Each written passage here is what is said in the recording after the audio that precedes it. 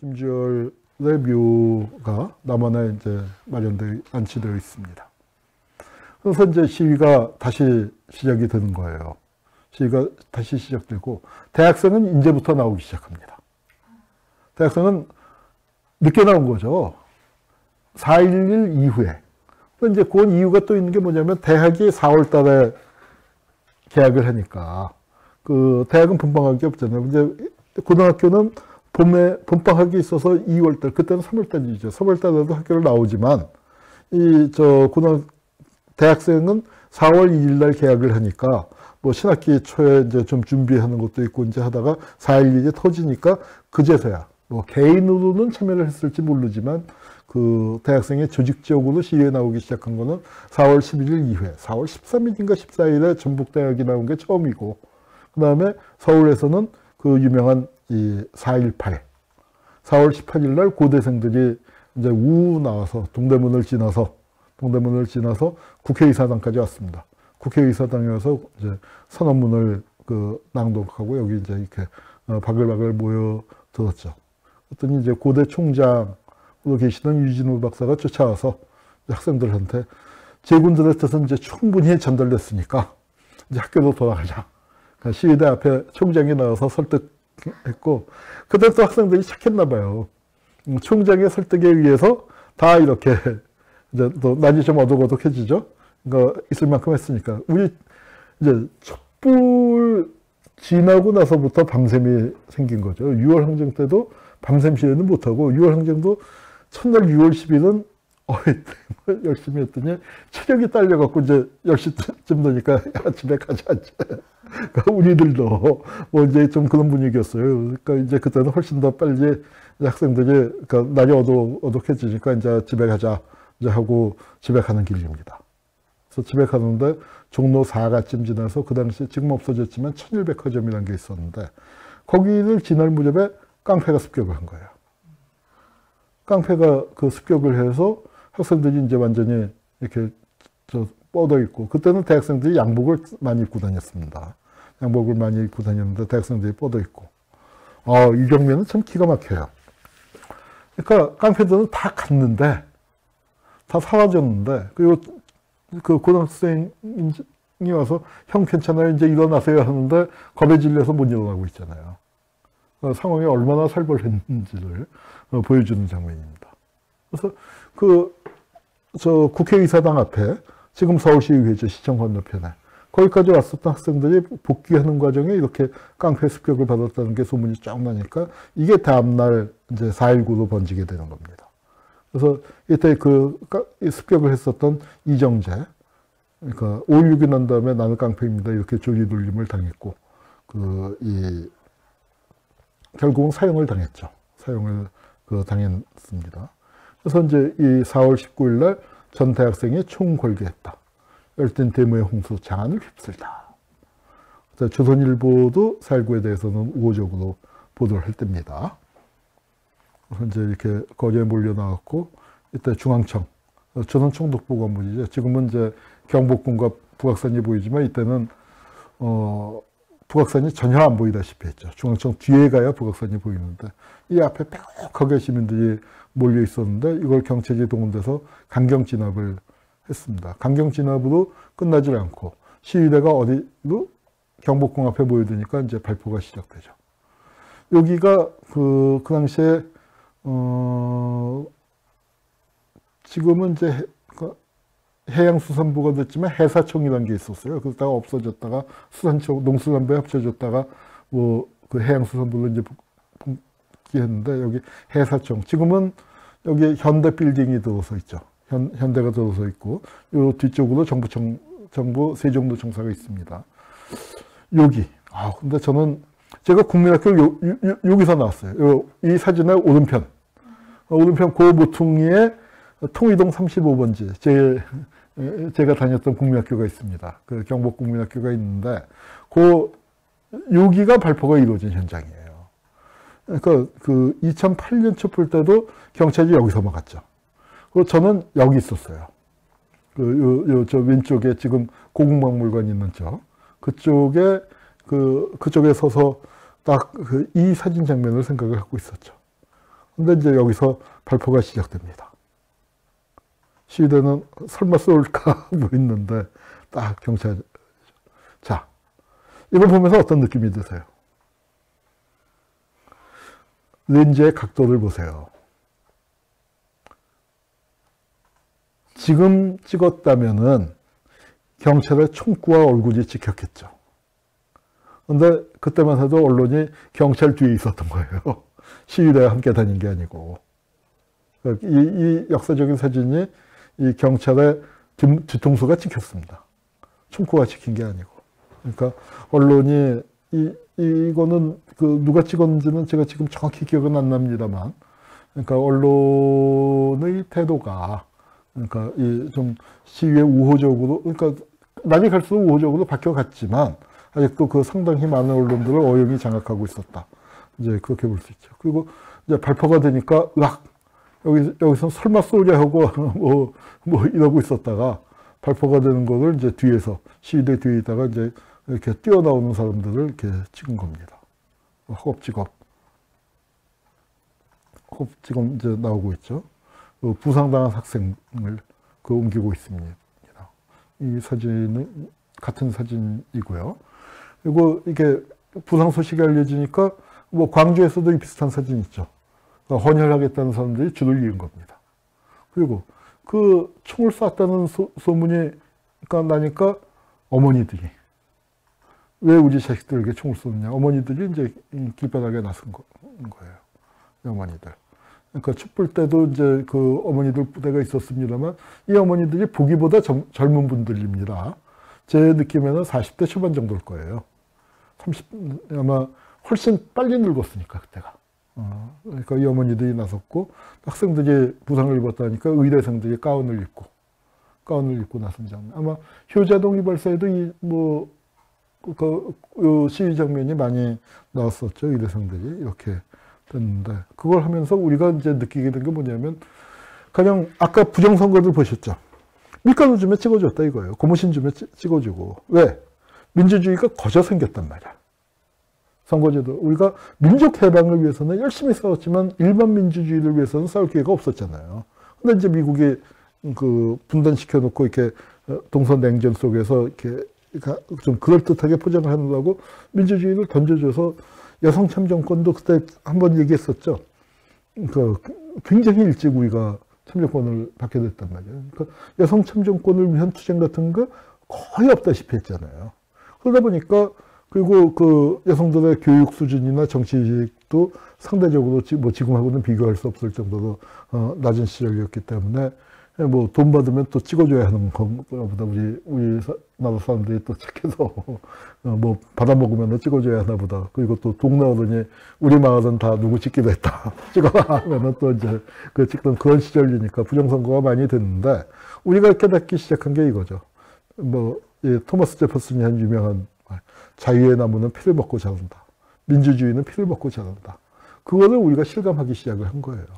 실감하기 시작을 하면서 이제 한국의 민주주의가 이게 공짜가 아니었다. 우리가 우리 손으로 싸워서 쟁취하기 시작한 것이다. 하는 걸 느꼈고요. 그 다음에 이제 우리가 이 민주주의가 학생들이 이루었다고 해서 학생들이 한 거 많지만 하층 노동자나 무직자가 더 많아요. 희생자들 보면은. 그래서 이건 4.19 광주도 마찬가지입니다. 광주는 훨씬 더 높죠. 광주는 훨씬 더 높아서 저는 이것을 학생혁명이라고 부르기보다 민중혁명적인 성격이 컸었다. 발단은 분명히 학생이 주도를 했지만 민중혁명적인 성격. 그리고 저는 광주에서도 5.18 민주화운동 뭐 그 용어가 크게 잘못됐다고 생각하지는 않지만 그래도 저는 더 선호해서 쓰는 게 광주 민중항쟁이라고 부릅니다. 그분들이 결과적으로 한국의 민주주의를 위해서 엄청난 기여를 했지만 민주주의 때문에 나와서 처음에 그 전던 정권하고 싸운 건 아니었단 말이에요. 그러면 안 되니까. 군인들이 시민들을 상대로 총을 쏘고 대검을 휘두르고 곤봉으로 치고 그러면 안 되는 거기 때문에 그건 그 정의감에서 시작된 거죠. 그 정의감을 추진하다 보니까 민주주의도 덕을 많이 본 거죠. 그 시민들의 순수한 정의감에서. 그래서 이 4월 혁명도 학생들이 주도하고 시작됐고 학생들의 희생자들이 또 훨씬 더 눈에 많이 띄게 돼 있죠. 사연들이 더 많이 남고 그렇지만 그 뒤에 이름 없는 민중들, 우리가 의병 얘기할 때도 의병 아무개 얘기하듯이 이름을 우리가 채 기억하지 못하는 이런 수많은 하층 노동자라고 표현됐지만 거기에는 넝마주의, 구두닦기, 뭐 껌파리, 신문파리, 뭐 이제 이런 사람들. 박정희가 부마 항쟁 때 똘만이라고 불렀던 식당 보이 웨이터 그 구두닦기, 넝마주의 그런 똘만이들이 한 거 아니야. 근데 역사는 이런 똘만이들이 만들어 나갑니다. 우리 그 4월 혁명도 이 민중들, 하층 민중들의 투쟁에 아주 중요한 역할을 했었다. 기억을 해 주시고요. 그 다음에 이 서울신문사가 불타요. 왜 불탔겠습니까? 여기가 제일 악질적으로 마산 끄고 공산당이 했다. 떠들었으니까. 우리 시위가 상당히 평화적이에요. 왜냐하면은 3.1운동 때도 그렇지만 이게 보면은 우리가 갖고 있는 물리력이 적었기 때문에 압도적인 물리력의 격차, 분단 상황에서 비롯된 압도적인 물리력의 격차와 학살의 경험 때문에 그런지 우리가 그 상당히 평화적인데 제가 남아프리카 뭐 투쟁 영화 같은 거 보다가 깜짝 놀란 게 데모 시작한 지 얼마 안 됐는데 서로 총 쏘기 시작해요. 그러니까 저항 세력에서도. 근데 우리는 뭐 폭력 시위 어쩌고 저쩌고 얘기해봐야 끼케야 곤봉 아니면은 강목 아니면은 화염병이었죠. 그리고 그거는 진압 쪽도 마찬가지입니다. 우리 역사에서 굉장히 그 긴 독재가 이루어졌지만 시위대를 향해서 발표한 거는 이 4.19 때 하고 광주하고 2번밖에 없죠. 왜냐면은 그럼 우리가 제대로 교육을 시켜서 그런 것 같아요. 4.19에서 뭐냐면은 총 쏘면은 정권이 무너진다. 순한 양들의 분노가 정말 무서운 것들을 보여줬기 때문에 박정희가 얼마나 근질근질했겠어요. 12.6 사건도 결국 그것 때문에 난 거 아닙니까? 박정희가 총을 쏘겠다고 하니까 김정일가 그건 막아야 한다. 그래서 그랬던 거 아닙니까? 그래서 이제 하여튼 그러니까 우리가 아주 평화적으로 되게 평화적인 시위들을 했는데 꼭 응징하는 게 있어요. 나쁜 언론을 응징하는 아름다운 전통이 있습니다. 그래서 4.19 때는 서울신문사가 불탔고 광주에서는 80년 광주에서는 MBC, KBS가 불탔어요. 시민들이 절대로 방화 안 했죠. 근데 MBC, KBS 불질렀습니다. 그리고 촛불 때는 사람들이 점점 착해져서 불은 안 지르고 대신 조선일보, 동아일보 앞에다가 거기 쓰레기 하치장을 만들었었죠. 그래서 이제 뭐 그거는 나중에 촛불할 때 그리고 이제 그 앞에 그러니까 이것도 이제 그 서울신문사 불타는 광경이고 그때 아이들이 나왔습니다. 아이들이 학생들이 부모 형제들에게 총포기를 겨누지 말라 하고 아이들이 나왔는데요. 예? 근데 이게 이 아이들이 절박했었던 게 왜냐하면요. 그 아이들 중에 아까 초등학생 희생자들 많았잖아요. 그 중에서도 특히 수성국민학교 학생들이 많이 죽었어요. 수성국민학교가 지금 종로구청이었단 말이에요. 그러니까 팔포 현장하고 제일 가까운 거리죠. 제가 다닌 경북국민학교는 그때 문을 안 열었었고, 거기는 이제 정말 발포 현장 바로 앞이지만 경북국민학교는 그때 없었고 수성국민학교가 제일 가까운 거리인데 거기서 하굣길에 총에 맞아 죽은 아이들이 많았어요. 이 아이들이 그분을 잃은 아이들이에요. 부모 형제들에게 그런데 그 부모 형제들에게 총포기를 대지 말라 이렇게 나왔거든요. 그래서 4.19에 대한 시가 많은데요. 요거는 한번 들어볼까요? 그 4.19에 대해서 그 수많은 시가 있는데 이거 실험을 안 했는데 되겠죠? 컴퓨터가 바뀌어가지고 아마. 컴퓨터가 바뀌어. 어국장님 읽으라고요? 네? 어국장님이 읽으실까요? 이거 성내은 선생님의 시를 준비를 해왔는데 거기 그 컴퓨터에서 안 되나요? 소리 나오게? 네. 소리. 꺼져 있어요?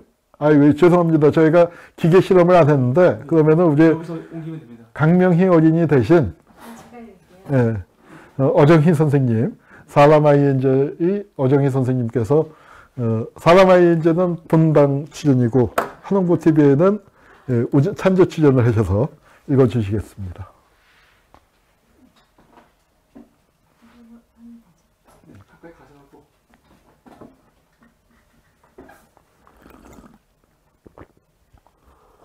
오빠와 언니는 왜 총에 맞았나요?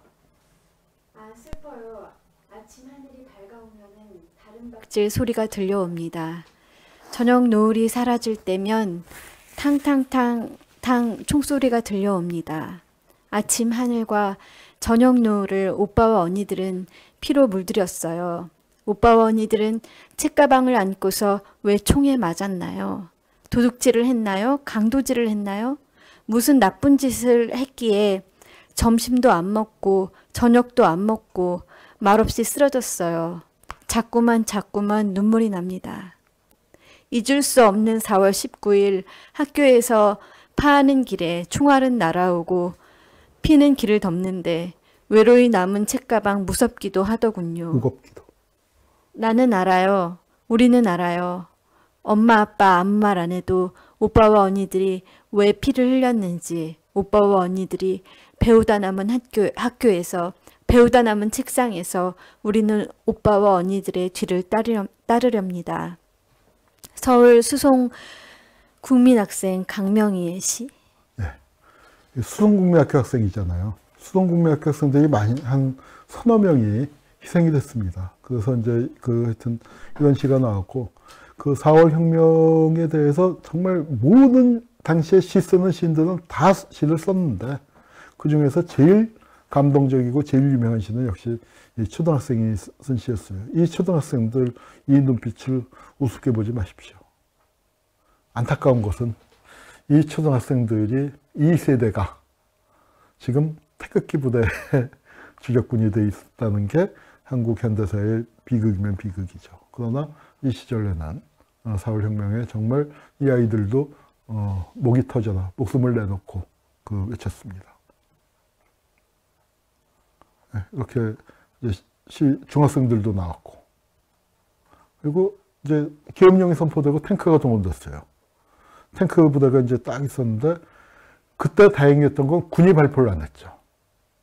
그리고 이승만이 그나마 좀 뭐랄까 다행이었던 거는 이승만이 발포 명령을 안 내렸잖아요. 그 현장의 경비 책임자들, 그 곽영주라든가 또 홍진기가 상당히 의심스러운데 빠져나갔고, 홍진기, 최인규 이제 이런 사람들이 그 발포 명령을 내린 것으로 추정이 되는데, 그래서 뭐 곽영주가 뒤집어쓰고 사형을 당했죠. 곽영주가 뒤집어쓰고 최인규하고 사형을 당하고 홍진기는 빠져나가고 이제 그렇게 됐습니다만, 이승만이 발포 명령을 내렸으면은 200명 죽고 끝나지는 않았을 겁니다. 수천 명 죽었을 겁니다. 그리고 그 얘기를 박정희가 해요.